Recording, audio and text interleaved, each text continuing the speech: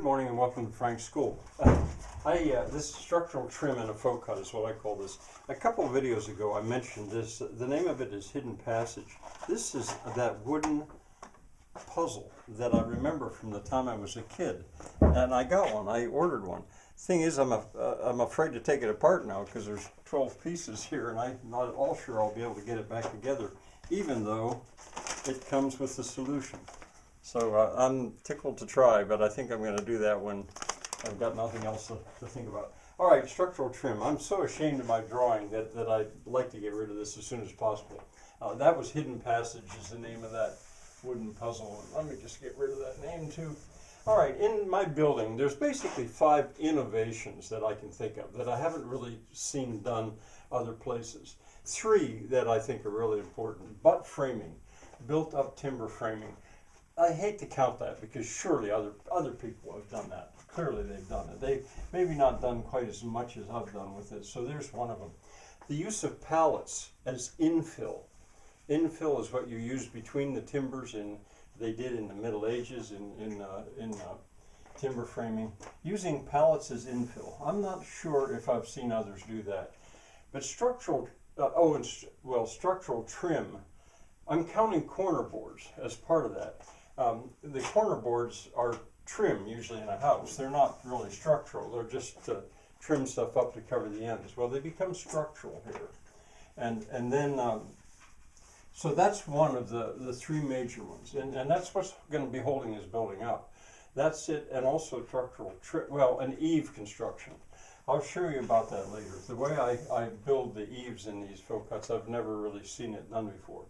But the structural trim itself, trim is usually what goes on its casings, is what they usually mean by that, door casings and window casings. Well, I really do want to get rid of this stuff because I'm ashamed of my drawing.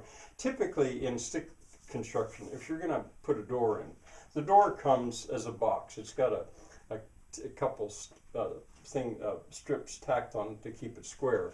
This is in the older, cheaper. Now you get the whole piece and with the casing on it and everything, a lot of times, and put it up in. But it goes in a hole in the wall which has been framed. Now that hole has got a header right here. Now here's that would be the next story. This is the next story. Those 2 are little studs that they'll put in there, and these would be the normal studs that you'd have. Well, there's this and this. Those are called jack studs, and their purpose is, in a way, that's built-up framing. They're to support a lintel. The lintel is usually not a 2x4, but I think 2x6s. And that lintel is really like a plywood sandwich because you have 2 pieces and you have to put a 1/2 inch in the middle to make up the 3 full. 1.5 is 3. To get to 3.5, because your studs are going to be 3.5. So and that's a hassle building those. I've built plenty of them. So the jack studs, maybe I could draw. There's a jack stud right there. The plywood sandwich is involved in that header, which is a lintel, which is supported on the jack studs, and then. The jamb is what you get as the box that you put in there. The window jamb is this, there and there, and it's got headers. It's got a header at the top and a header at the bottom to complete the box. Well, and when the door is finally in there, then eventually you put the casing on, which lays flat to the wall and across the top and across the bottom. And then there is a threshold. Well, even the way I build, and then it rests on the floor, which would be, however you're going to frame up the floor.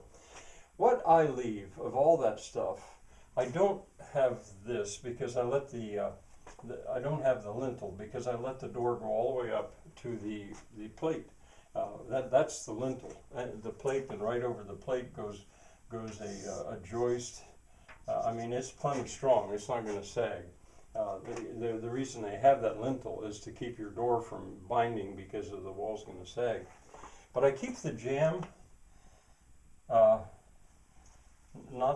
the headers. Not the headers. I keep the jamb and I keep the casing. And the two of them together end up like corner boards, and they become structural. Even the threshold actually is structural in this. It keeps the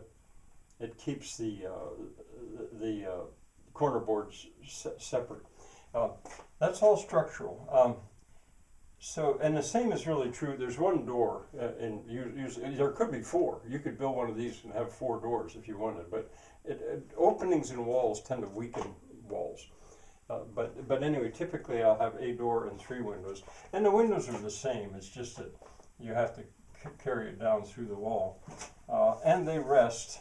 It rests on the babbitt that's built up into the sill, the rabbet. I'm sorry. And it's pinched between that one and a rabbet that you're going to see up on the plate. Now that seems all technical, and I don't even know if you understood it. Oh, I can get rid of my drawing now. Finally, I'll put the link in the bottom. I always do, or try to. Guided building of a faux cut. This is the 17th in the series, and now we're going to go outside. Well, I've cut the posts or structural trim. That's what I call it, structural trim. There's 4 corner posts there. There's 3 window jambs. There's 2 door jambs. There's some inner posts, and they all have casing. Or the corner boards don't, but the others have casing. All of that is structural trim. Tomorrow I'll probably see if everything's right. Nothing is nailed. Everything's just leaning there.